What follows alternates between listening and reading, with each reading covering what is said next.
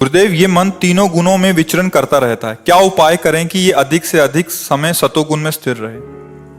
खान पान, दर्शन, देखना, सुनना, बोलना, चिंतन करना।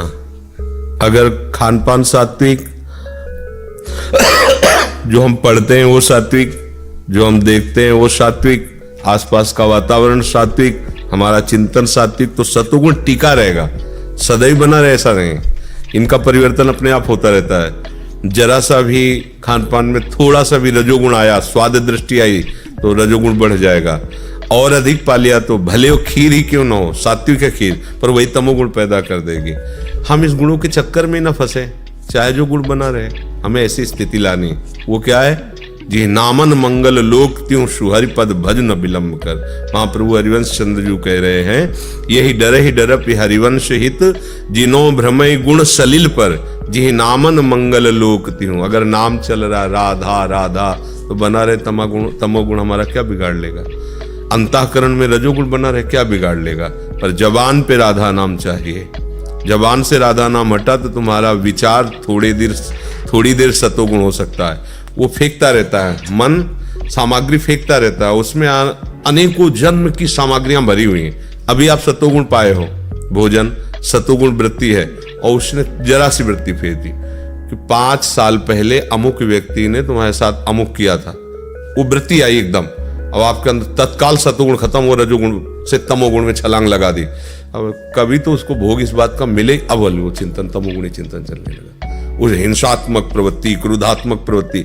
तो ये ऐसा है कि उसके पास सामग्री है मन में। आप बाहर से उससे देना बंद कीजिए, अंदर उसको खर्चा करने दीजिए, आप उसको स्वीकार मत कीजिए। एक बार तो खर्चा करेगा वो, उसके पास जितने भी बम हैं वो सब फोड़ेगा तुम्हारे ऊपर, क्योंकि जमा कर लिया है ना, काम के, क्रोध के, लोभ के, मोह के। और जब आप शांति से भजन में बैठोगे तो एक एक फेंकता रहेगा। वृत्तियां हैं वो फेंकता रहे, आप बिल्कुल निरपेक्ष रहिए, उसको खाली होने दीजिए। स्वीकार कर लिया तो वही वृत्ति टिक जाएगी। आप खाली हो रहे और आगे कुछ डाल नहीं रहे, तो मन धीरे धीरे खाली हो जाएगा, निर्मल हो जाएगा। मल है वासना, कामना, तृष्णा, हमारे अंदर जो संसार के प्रति सुख बुद्धि, ये सब मल है। ये जहां निर्मल हुआ तो केवल भगवान सामने, केवल प्रियालाल सामने। तो हम राधा राधा अर्थात निरंतर नाम, मंत्र, वाणी और प्रभु का चिंतन, तो गुणों के प्रभाव से हम ऊपर उठ जाएंगे। नाम गुणातीत है, धाम गुणातीत है, रूप गुणातीत है, लीला गुणातीत है। इसके अलावा जो कुछ संसार में है वो गुण के अंतर्गत है। सतोगुण भी रहेगा तो रजोगुण का निमंत्रण, तमोगुण का निमंत्रण पक्का है, वो आएगा। हमको ऐसी स्थिति लानी कि सतोगुण से भी मतलब न रह जाए, गुणातीत स्थिति। नाम है गुणातीत, नाम निरंतर चल रहा है तो आप गुणातीत हैं, ऐसा आपको अनुभव हो जाएगा। गुणानुगुण वर्तनते, आप अलग हैं, वो अलग है क्षेत्र, ऐसा समझ में आ जाएगा। पर छोटी मोटी अभी भागवतिक वृत्ति से नहीं कि ऐसे थोड़े दिन 10 मिनट, 20 मिनट, आधा घंटा, निरंतर सतत चिंतन। हमारा नाम का हो, रूप का हो, लीला का हो, धाम को, जो सेवाएं करें वो प्रभु को समर्पित भावना से करें। अभी आनंद आने लगेगा, गुणों का प्रभाव खत्म हो जाए। नहीं अपने आप जला करता है आदमी, गुणों का प्रभाव ऐसा जागृत होता है। कभी रजोगुणी आई तो भोग वासना में जलता है, कभी तमोगुण आई तो हिंसा, प्रमाद, ऐसे जलता रहता है। सतोगुण आया तो थोड़ा भजन में मन लगता है, ज्यादा देर टिकेगा नहीं, सतोगुण बराबर नहीं टिक सकता, क्योंकि गुणों का चक्र है प्रवाह। जैसे आप सोचो कि अब ये समय टिका रहे, नहीं टिकेगा, अभी और प्रकाश होगा, कि प्रकाश ही टिका रहे, ऐसा भी नहीं होगा। प्रकाश बढ़ेगा फिर अंधकार आ जाएगा, वो एक क्रम है। ऐसे इन गुणों का है, कभी कुछ भी कौन सा प्रभाव आ सकता है। उन तीनों का चक्र चलता रहे, आप उसमें सम्मिलित ना हो, इतनी सामर्थ्य नाम देगा। नाम जब करते रहो सब बात ठीक हो जाएगी। आज तक के जितने भी भगवत प्राप्त महान संत हुए हैं, सबकी मूल बात है नाम। उन्होंने नाम को पकड़ लिया। नाम ही ज्ञान प्रकाशित कर देता है, संसार से वैराग्य दे देता है, भगवत प्रेम प्रकाशित कर देता है। नाम में बहुत सामर्थ्य है। जब नामी को अधीन कर लिया तो और क्या बात है। सुमिर पवन सुत पावन नामू, अपने बस करी राखे रामू। नाम जप के बल से भगवान को अधीन कर लिया जाता है। औरों की तो बात ही क्या, काम क्रोध क्या चीज है, भगवान को अधीन कर लेता है भक्त जी। महाराज जी, क्या परिक्रमा के बीच में आपका सत्संग सुनकर और मंदिरों में दर्शन करते हुए परिक्रमा कर सकते हैं? बहुत अच्छा है, तो और अच्छा है, बहुत बढ़िया है, ऐसा कर सकते हैं। प्रियांशी जी फरीदाबाद से, श्री हरिवंश महाराज जी, आपके चरणों में कोटि कोटि प्रणाम। महाराज जी, मैं श्री जी की सखी बनकर उनकी सेवा में जाना चाहती हूँ, आप मेरा मार्गदर्शन करें। अच्छा, पहले तुम राधा राधा रटना शुरू करो, ठीक है? बने बस राधा राधा राधा राधा राधा रटना शुरू करो, ठीक है?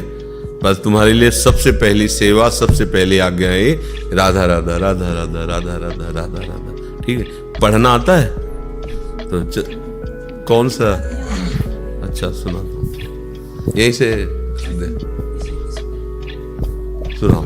जोई जोई जोई प्यार करे सोई मोहे। प्यारो प्यारो, जोई जोई प्यारो करे सोई मोहि भावे, भावे मोहि जोई सोई सोई करे प्यारे।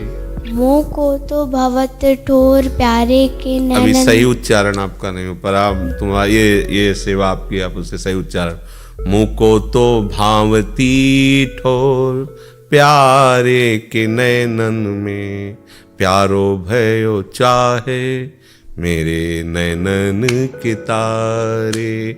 मेरे तन मन प्राण हूते प्रीतम प्रिय, अपने कोटिक प्राण प्रीतम मो सोहारे। जैसे हित हरिवंश हंस हंसिनी श्यामल गौर, कहो कौन करे जल तरंग निन्यारे। ठीक है, इसको अच्छी तरह से याद करो, फिर आके सुनाना और राधा राधा रटते हो। शालिनी गुप्ता जी, नासिक से। श्री हरिवंश महाराज जी, आपके चरणों में दंडवत प्रणाम। महाराज जी, यदि ना चाहते हुए भी लाख कोशिश करने के बाद भी किसी व्यक्ति के प्रति कोई शंका या विचार आते हैं और क्रिया न भी करें तो क्या पाप अपराध लगता है? पाप तो नहीं होगा, अंतःकरण मलिन हो जाएगा। किसका प्रश्न है? अंतःकरण मलिन हो जाएगा, क्योंकि मलिन चिंतन हो रहा है तो अंतःकरण पर प्रभाव पड़ेगा, उसका दंड नहीं मिलेगा आपको। कलिकर एक पुनीत प्रतापा, मानस पुण्य होई और नहीं पापा। मानसिक आप सोच रहे हो कि इसको मार दिया जाए तो आपको ना राजकीय दंड मिलेगा ना भागवतिक दंड मिलेगा। फिर आपने ये सोचा तो इसलिए आपका मन गंदा हो गया। अब मन गंदा हो गया तो आपको यही दंड मिलेगा कि वो ऐसे आचरण करवाएगा आपसे, ऐसी सोच करवाएगा, आप बैठे बैठे जलते रहोगे, जिसे कहा जाता है डिप्रेशन। ये गंदे मन का प्रभाव होता है। उसने ऐसे अपराध किए हैं कि उसका मन ही उसको साथ नहीं दे रहा, उसको जला रहा है, उसको मार रहा है, उसको दंड दे रहा है। देखो ना, लोग अपने आप आत्महत्या करने के लिए तैयार हो जाते हैं। क्यों? मन ने ऐसी स्थिति पैदा कर दी। तो बचना चाहिए। मन की गंदी वृत्तियों को हमें पवित्र करने के लिए मनुष्य शरीर मिला है, न कि और गंदा करने के लिए। अच्छा, हम जैसे किसी के प्रति सोचते हैं कि आदमी गंदा है, तो थोड़ी देर हम अपने मन को देखें। बचपन से अभी तक वो जो हम सामने देख रहे हैं उससे बहुत अधिक हमारे अंदर है। देखो ना, अपने लोग सब देखो, किसी का हम सामने देख रहे हैं कि बहुत गंदा आदमी है, तो आप थोड़ी देर लौट करके देखो अपनी शुद्ध से अभी तक, ऐसी गंदगी आप में भी है। अगर आप अपनी गंदगी निकाल नहीं पाए, आपको अपने को क्षमा कर दिए, तो अगर आपको दिखाई भी दे रही सामने, तो आपको उसके प्रति भी ऐसा सोचना चाहिए कि जैसे हम अपने को क्षमा कर रहे हैं क्योंकि हम नहीं सुधर पा रहे हैं, ऐसे वो भी बेचारा माया से विवश नहीं सुधर पा रहा है। भगवान हमारी भी बुद्धि शुद्ध करें, उसकी भी बुद्धि शुद्ध करें। ये तो हुआ भक्ति की तरफ चलने वाले उपासक की बात। और ये बहुत नीच है, पापी है, ये तो संसारिक आदमी की भाषा है। क्योंकि सबके अंदर वही बातें भरी, सबके अंदर, साधु महात्मा असाधु दुष्ट, सबका मन उसी सामग्री से बना, एक ही सामग्री से। ध्यान रखना, सबका तन एक ही सामग्री से बना है, पंचभूतों से। सबका मन उसी प्रकृति से बना हुआ है। अब ये मानता है उन संत महात्माओं की कि प्रकृति में आकर्षित होने वाले मन को घसीटकर परमात्मा में लगाकर उनके प्रेम में डूब गए, इसलिए जगत बंधनी हो गए। लेकिन वो मन आपके पास भी है। वही प्रियाजू का नाम आप भी जप सकते हैं, वहीं आप भी पहुंच सकते हैं। सुधार के लिए तुम्हें मनुष्य शरीर मिला है। सबका मन उसी से रचा हुआ। ये नहीं है कि उनका मन कुछ विशेष सामग्री से रचा गया, आपका गंदी सामग्री से रचा गया, ऐसा नहीं है। सब सृष्टि का जो भी सामग्री है बराबर दी गई है। जो बुद्धि हम में है वही बुद्धि आप में है। आप उस बुद्धि को संसार में लगा रहे, इसलिए आपकी बुद्धि पतित होती जा रही है। अगर हम अपनी बुद्धि प्रियालाल में लगा रहे तो वही बुद्धि प्रकाशित होती चली जा रही। वही सामग्री है, कोई अंतर नहीं है। जिस पंचभूत से आपका शरीर, उस पंचभूत से ये शरीर रचा है। जो मन आपका गंदगी फेंक रहा था वो हमारा भी, उसको देख देख के, उसको हटा हटा के श्री जी के नाम रूप को भर करके उसको खत्म कर दो, जगह ही न रह जाए। मन फुल हो गया, अब इसमें कुछ नहीं आ सकता। अब सिर्फ प्रियालाल भरे। अपने लोगों के मन में सब विकार ही भरे, तो प्रियालाल को हम भरना चाहते हैं पर उसको डिलीट करना नहीं जानते।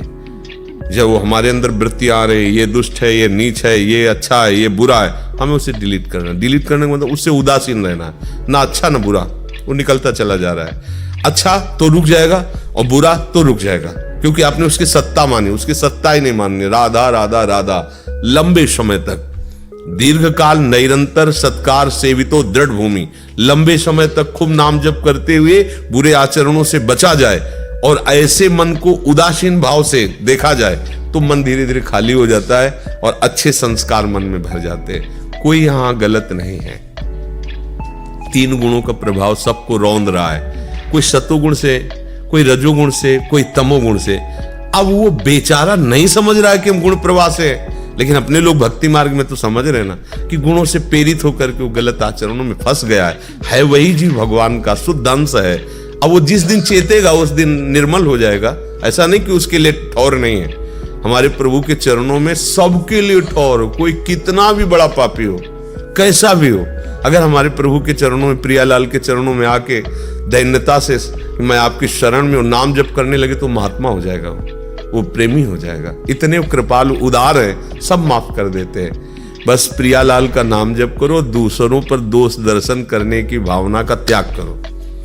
क्योंकि हम दूसरों के हृदय क्या देखें, जब हमारे ही आंगन गंदा है तो हम दूसरे के यहाँ थोड़ा तिनका पड़ा देख रहे हैं तो कह रहे हैं बड़ा आलसी है, घर नहीं साफ करता हो, यहाँ पूरी गंदगी में। तो तेरे भावे जो करे, नारायण स्वामी कह रहे हैं, भलो बुरो संसार नारायण तू बैठ के अपनो भवन बुहार।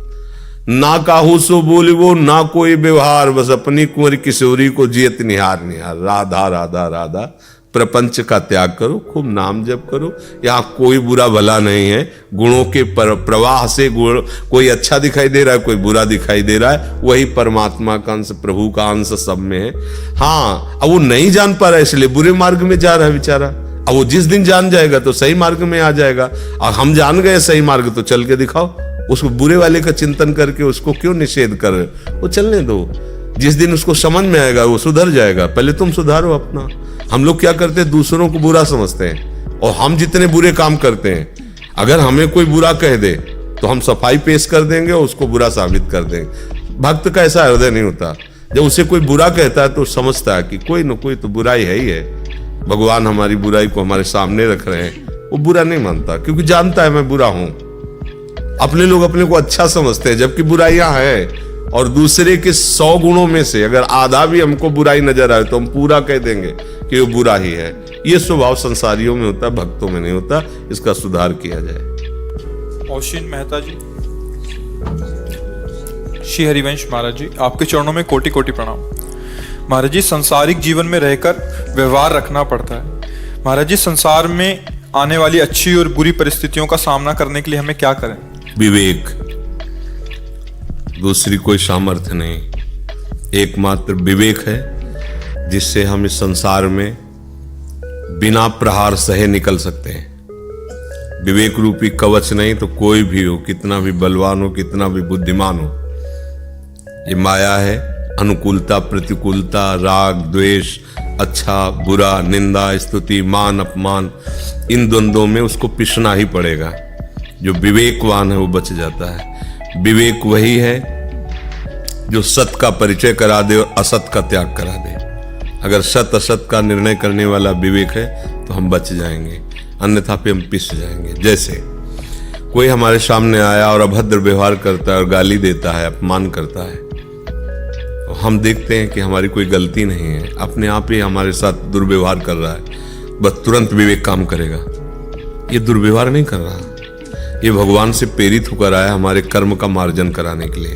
हमारा कोई ऐसा कर्म रहा होगा जिससे हमको इसका हिसाब किताब चुकता करना है। वो हमें गाली दे रहा है, हमारे हृदय में जलन हो रही है, ये सहना है हमें, हमारे पाप नष्ट हो रहे हैं। शांत। नहीं, हमारा ही बुरा प्रारब्ध थोड़ी, इसका भी हम 2-4 थप्पड़ इसके लगाएंगे। अब ये नया कर्म बन रहा अविवेक से, अब इसका हिसाब फिर आगे भोगना पड़ेगा। शांत, आपके द्वारा नया कर्म ना हो, पुराने हिसाब को भोग लो और निरंतर नाम जप करो, मंगल हो जाएगा।